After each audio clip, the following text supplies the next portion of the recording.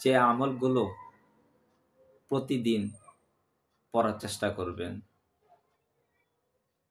১ number হচ্ছে সবসময় প্রতি ফরজ নামাজের পর আয়াতুল কুরসি তেলাওয়াত করা।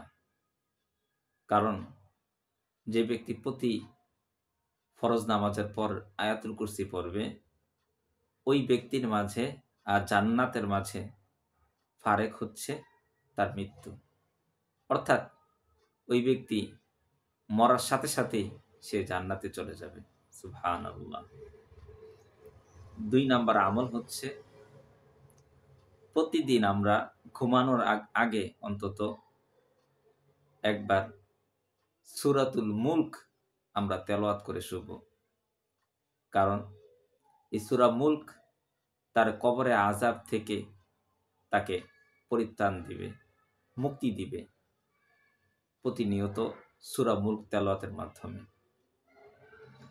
৩ নাম্বার আমল হচ্ছে আমরা যখনই অজু করব, অজু করার পর আমরা কালিমায়ে যে শাহাদাত রয়েছে, এই কালিমায়ে শাহাদাত তেলাওয়াত করব।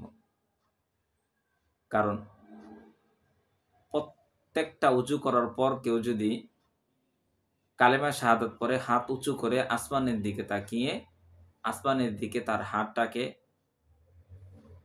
উঁচিয়ে কালিমায়ে শাহাদাত পড়ে, ওই ব্যক্তির জন্য জান্নাতের ৮ টা দরজাই খোলা থাকবে। সে যেই দিক দিয়ে ইচ্ছে, যে দরজা দিয়ে ইচ্ছে, সেই দরজা দিয়ে সে প্রবেশ করতে পারবে। সুবহানাল্লাহ। এই আমল আমরা করব। ৪র্থ নাম্বার আমল হচ্ছে যখন আজান হয়, তখন আমরা আজানের জবাব দিব, আজানের দোয়া পড়ব। কেননা এই আজানের জবাব দেওয়া, আজানের দোয়া কেহ যদি প্রতিনিয়ত পড়ে, এই আমলটা করে, তো আল্লাহ তাআলার রাসূল সাল্লাল্লাহু আলাইহি ওয়াসাল্লাম তাকে শাফায়াত করবে। সুবহানাল্লাহ। ৫ম নাম্বার যে আমল প্রতিনিয়ত আমরা অন্তত ৭০ বার আমরা ইস্তেগফার পড়ব। যে আস্তাগফিরুল্লাহ, আস্তাগফিরুল্লাহ, আস্তাগফিরুল্লাহ। এই ইস্তেগফার আমরা অন্তত ৭০ বার পড়ব। কারণ এই ইস্তেগফারের মাধ্যমে আমাদের যে গুনাহ হয়ে থাকে প্রতিনিয়ত আমরা যে গুনাহ করে থাকি, এই তওবা ইস্তেগফারের মাধ্যমে আল্লাহ পাক আমাদেরকে আমাদের গুনাহগুলোকে ক্ষমা করে দিবে।